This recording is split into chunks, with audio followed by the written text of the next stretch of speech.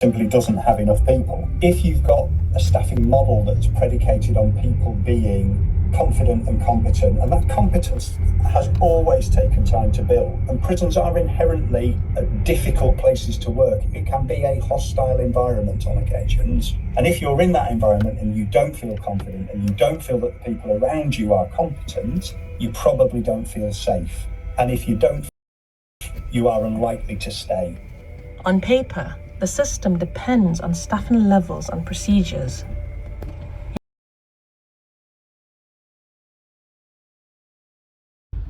And the starting salary is £29,000 a year. The reason it goes up is because you get an unsocial hours element of pay, which is worth an extra 20%. And the £39,000 a year that you've quoted there is for a 41-hour week plus the 20%. That's still not meeting the thresholds of the immigration. It's 41,700. You won't earn that unless you work in inner London and you're in your second year of service. So for everybody else in the country, come December 2027, we're going to lose about 2,500 staff. We can't afford to lose them. Turn right onto Rowlands Road, then turn left onto Homestead Road. Who've made a life for themselves. They're paying tax, they're paying national insurance, they're public servants, they're contributing to society. And come December 2027, when we don't earn enough, Homestead Road. We're going to cast them aside and throw them on the scrap heap. Get a grip. So the service is caught in a bind, struggling to retain experienced In a quarter of a mile, turn left onto bringing in Rusholme new Avenue. recruits to fill in gaps, and now facing the prospect of losing them because of pay thresholds. And that pressure, according to Tom Wheatley, has reshaped how the system measures success. So I think that the prison service having boots on the ground is better than having no one on the ground. And what I think has surprised people is just some of the numbers of new prison officers that are being recruited from Nigerian and Ghanaian backgrounds, as you've said. We have in many ways exchanged what was a sort of recruitment pipeline, a workforce that wasn't diverse, that didn't represent Britain today. We've exchanged that for a situation where the majority of our candidates are coming from minority ethnic backgrounds, but a very specific minority ethnic background.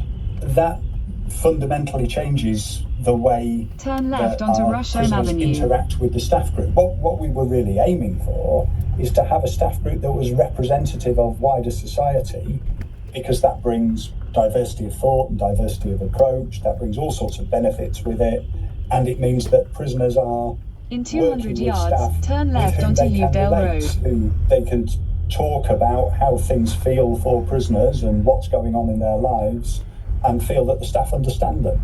And anything that's a barrier to that makes that a more complex job. Turn left And onto if you end Udale up Road, in a then you will prison arrive at where your destination. You have a majority of the workforce, potentially, that come from The IDF is now warning residents living south of the Zaharani River, about 25 miles from the border, to move further north. Earlier, the Israeli government said its troops had captured Beaufort Castle, a medieval Crusader stronghold which commands sweeping views of South Lebanon. The Home Office says 223 migrants arrived in the UK after crossing the Channel yesterday in 3 boats. In More than 150 9,100 yards, people at the have reached roundabout, the UK in continue small straight boats to stay so on far this Oxlow year. Lane. Clashes between football fans and police in France have led to 781 arrests after the victory of Paris Saint-Germain in the Champions League final against Arsenal. Both clubs are holding events this afternoon to celebrate their successes. More than 100,000 PSG supporters are gathering near the Eiffel Tower, while hundreds of thousands are on the streets of North London for the Gunners' open-top bus parade with their Premier League trophy. In tennis, the 4-time French Open champion Iga Świątek from Poland has In a become the quarter of latest a big name mile, to be knocked turn out right of the onto tournament. Rainham Road South, She was beaten in the 4th round A1112. by Ukraine's Marta Kostyuk. BBC News. At 3 o'clock today, Geraldine James will be starring in a dramatisation of Penelope Lively's dazzling classic novel Moon Tiger. In half a That's mile, at 3. turn right And just onto before Reed it, Road. John York. To frame and emphasise those views. And the King has done similar at Highgrove. His is all based on framing views. In a quarter as of you a walk mile, through the garden. turn right And onto I think Rainham that's a Road very South, important trick that A1112. people often don't think of. And then every Everything is exuberant at Chelsea. The structures are slightly bigger scale, the plantings, masses of plants. They have to do it in 3 weeks, but at home, you can buy a propagator, you can propagate masses of plants, and you can get that really exuberant feel. And the final thing is water. You won't see a show garden here without water. Water is the king. You can use it in a million different ways, so please don't forget the water for you and the wildlife. And it's worth remembering, Matthew, that there's an ever-increasing section devoted to pots and containers and gardening in small spaces here at Chelsea. Yeah, it is, and it's really great. There is that emphasis now from Turn right onto Rainham Road South, A1112 ranges, because of course, not everyone has access to a garden, and I think there's pops of inspiration from so many different plant groups. I mean, just over there's an amazing variegated euphorbia cactus, huge, great big thing by a houseplant studio. Whatever you're into, there is something, and that is the magic of Chelsea. Well, hope that helps, and I hope you get more inspiration today, Ben. Thank you. Start small and be patient. I think that's the advice. Thank you so much.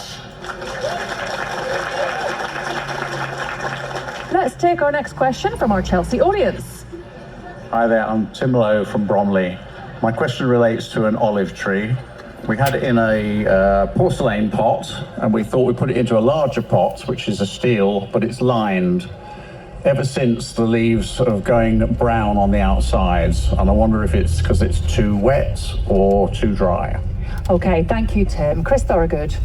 Yeah, thanks, Tim. And so can we just check, was your olive tree happy before? In half a mile pot? at the roundabout, take the second exit onto Ballards Road, because as you can imagine, they like a warm, sunny spot. So something has happened during the repotting. And can I ask what compost you used? Absolutely no clue. Yeah, because olive trees come from the Mediterranean, as you know, and they grow in very rocky, dry terrain.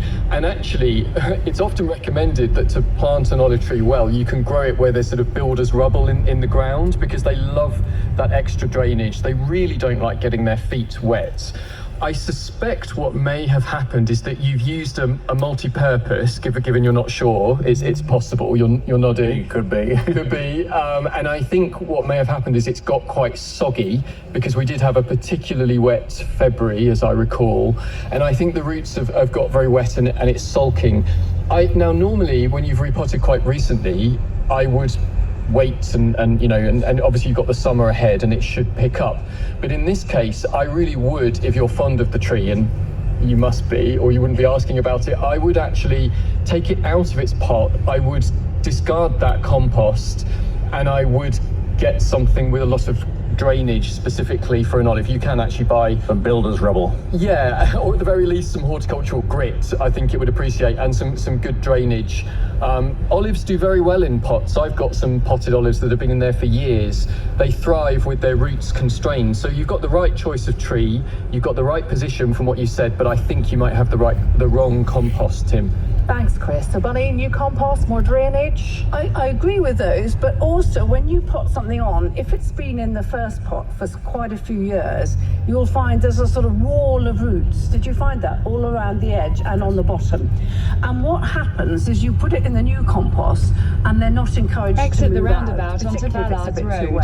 So I am brutal. I get the Continue spade on and Ballards I Road for 3/4 down of a mile. 4 sides of the plant and the bottom, removing the outer skin of roots. And you might think you're going to kill it, but that will stimulate new root hairs to develop, and that will make a big difference. And because I don't like keeping plants in pots for a long time, because I've probably got 100 pots and very little time, what I do is I take the bottom off the container, and then I put the pot on some soil, Jamila soil beneath it, and then after a few months you'll never have to water, repot or feed your olive again, and it will grow so much better than confined to a normal pot.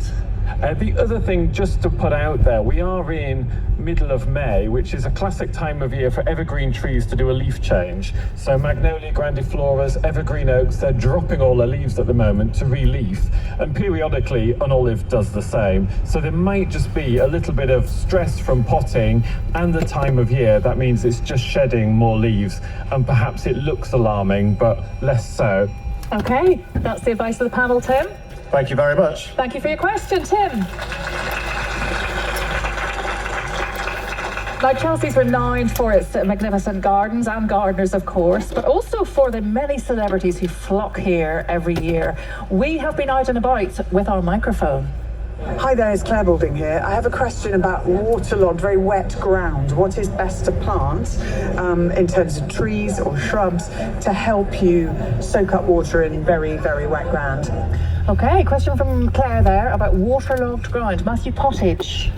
So there's lots of water-loving perennials. There's loads of different irises that will cope with flooding and wet soils. Astilbes are brilliant as well for very damp spaces. Interestingly, in 300 yards, turn left onto New Road, A1306. And dry situations. Lovely tall perennial that's loved by the bees. And then to give some structure in wet soils, and it's really good for winter colour. The dogwoods, the cornus, very good, and also the willows if they're kept hard pruned. The willows for winter stem colour, also brilliant. And just take that bit of, turn left it tends to onto be New winter Road, wet and then drier in the summer, I know, A1306. but they are very tolerant either way. And also ligularias, brilliant in wet ground. Lovely summer flowered herbaceous perennial. Lovely. What would you, Chris, suggest that Claire puts in her garden? Thanks, Claire. And I like Matt's suggestion of the salix, the willows. I think that would give structure and a sort of silvery hue potentially. And I would also think about a native plant called Iris pseudacaris, the yellow flag iris, because it copes very well with wet rhizomes. It's an aquatic marginal plant. You see it along rivers. Continue and it's got on these New Road for half a mile. Tripartite, three-parted yellow flowers, and it's native. Which is quite boring though, isn't it? No, it's not boring. But there is a variegated form. There is a very nice variegated form. Yeah, it's very nice this time of year. It's not a showy thing, no. So you wouldn't bother growing. And it spreads like mad. And it does spread. Remove it. It can cope with being baked dry in the summer a little bit in those clay soils, more than people think, and it doesn't mind being wet in winter. I love it. And maybe Calla palustris, which is a bog arum, which has lovely white peace lily-like blooms, and that's also very good in wet conditions and not at all boring. You stand by your guns, Chris, you're quite right. Buddy, what would you suggest for a waterlogged area? I mean, I find the easiest, if you want mass, are things like alder. There's the alder, there's a native alder, and then there's the Italian alder with the shinier leaves. And they fix nitrogen from the air, so they'll go in rubbishy soil. And they are really good. And you can coppice them or do multi-stems. There's so many multi-stems tree here. In But 300 multi-stem yards, alders, I think, turn look right really onto beautiful. Marsh Way. And in the natural environment, you'll get these alder cars where people will plant lots of alders, and they will dry out the... If you'd been willing to compromise, then it wouldn't have come to that. I can't believe you. Oh, I honestly can't. I'm just stating the facts. Okay, well, I really can't talk to you when you're like this, so I'm going to go and watch the cricket. Well, that was very exciting, wasn't it? It was great. Just a shame we lost, really. I didn't. That's true. And it was very close, really. Robert and I enjoyed the whole thing immensely. Well, I loved it. Because you were on the winning side. Congratulations, Brad. Thank you, Linda. Yeah, what happened to you, Brad? What do you mean? What were you doing playing so well for the other side? Yeah, where's your loyalty? Where's my loyalty? You lot couldn't wait to offload me. Oh, I'm sure that's not true. It is. Well, we had to be pragmatic, didn't we? Oh, is that what you call it? And I did offer. Oh, no, we wouldn't want to lose you, Zainab. See what I mean? Brad, I didn't mean it like that. It's all right, Linda. You did play well, though, Brad. Never seen you run so fast in my life. No, I'm not a bad runner. Just can't catch or bat. You're a bit like the boxer with the glass jaw. Yeah, maybe. Well, if the Women's Cricket World Cup is half as entertaining as this afternoon, we're all in for a treat. Oh, yeah, I'm so psyched to go see the T20 opener. Me too. So wonderful of Jim to organise the whole thing. I'm even looking forward to all of us on a coach together. It'll be like a school trip. Yeah, we should take a packed lunch. And eat it immediately when we're sat on board. Exactly, yeah. Right, I don't know why we're standing outside when we could be ordering a pint. Oh, yes, all right, let's go in, shall we? After you, Linda. Thank you. You coming? No, I'm gonna go. You're not coming to the pub? I've got plans. What plans? With Chelsea, actually. She's gonna colour my hair. Oh. Oh, right. Yeah, I'm gonna get a balayage. Oh, nice. Do you know what a balayage is? Yeah, because my sister is a hairdresser. Yeah, right. How light are you going to go? I don't know, depends how well the colour takes, but pretty light if I can. Well, okay. Good. Carpe diem, Zainab. Carpe diem, Brad. Doesn't really work, does it? Not really. See you later, Brad. I'll see you later.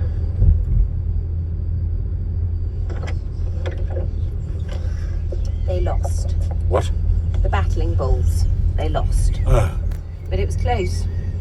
What are you doing here again? Well, I was thinking about what you said, and I'm not having it. Sorry, you're not having what? The sale of the farmhouse was one of the most painful events in my entire life, but it wasn't my fault that you were forced to sell. That was you, Dad. You were the one who poisoned the am. Why do you all love reminding me of that? We don't love reminding you. Well, it seems to come up a hell of a lot. That's because 3 hours ago you said it was my fault you had to sell up, when actually it was all yours, and I'm not letting you bully me like that anymore. Bully you? Yes. I've never bullied you in my life. Well, recollections may vary there, Dad. Good grief, Kate. You can be very domineering and very patriarchal at times. Oh, honestly. It's true. You don't even realise you're doing it half the time, and I'm sick of it. I'm just absolutely sick of it. I really don't think I'm anywhere near as bad as all that. I know you don't. That's my point. Well, what do you want me to say? I want an apology. I'm sorry, all right? We don't sound it. Well, I shouldn't have said what I said about spiritual home, etc., etc. It really wasn't my fault that you had to sell the house. No? And to say that to me, when losing the house broke Mum's heart, well, that's actually really cruel. Particularly now she's not with us anymore. All right. Sorry. I'm sorry, darling. Now you sound like you mean it. Because I do. All right. Apology accepted. Well, do you want to come in then and have a proper chat? I thought you'd never ask. Right. I must say, I do think Henry's design for the logo is very effective. Yeah, it looks good, doesn't it? And I really do understand this choice now. To play pub cricket, I mean. Really? Yes, because it has lightness to it. There's a lack of intensity there. It's all rather joyful. It doesn't take itself too seriously. Well, yeah, I think don't take itself too seriously. That's right. You've hit the nail on the head there, Linda. Right, well, I'm going to head to the garden with these drinks and find Robert. Okie doke. See you out there. Yeah, see you in a sec. All right, Brad. Yeah, good. Do you want a drink? Yeah. Can I have apple juice? Sure. And a packet of roasted peanuts. Steady on now. Where's Zainab? Oh, she's getting her hair done. Chelsea's doing her a balayage. Oh, right. I didn't know that. Oh, it's so busy in here. Yeah, it's great for the pub, this pub cricket business. Yeah, I suppose that's the idea, in a way. Yeah. Oh, shame your granddad missed the match. Yeah. He'd have been very proud seeing you run like that. Oh, I don't know about that. He would, of course he would. Oh, I hope he's going to be all right at Clive's. Yeah, me too. I still can't believe that my brother actually turned up. I know. I've spent the last 4 days telling Grandad not to get his hopes up. You know what Clive's like. And then there he is, and bang on time, all set. No, I know. Sorry. What are you sorry for? Going on. No, you're not. Do you think I should have stopped him going? No.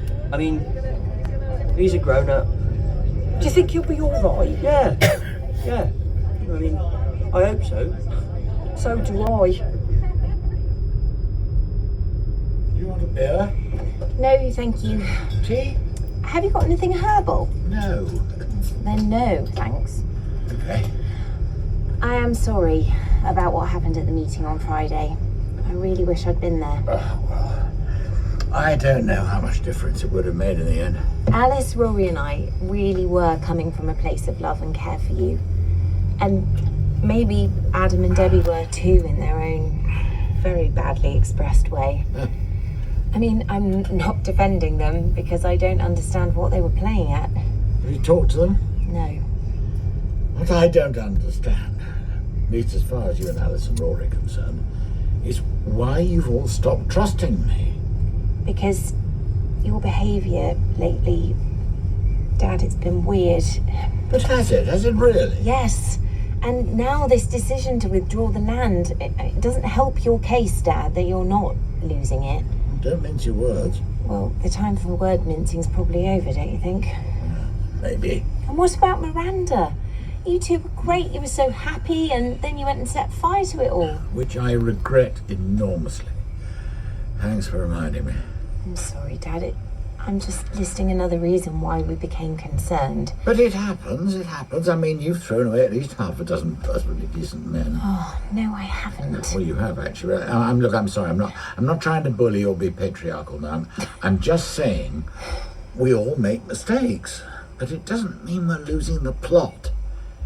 It just means we're human, doesn't it?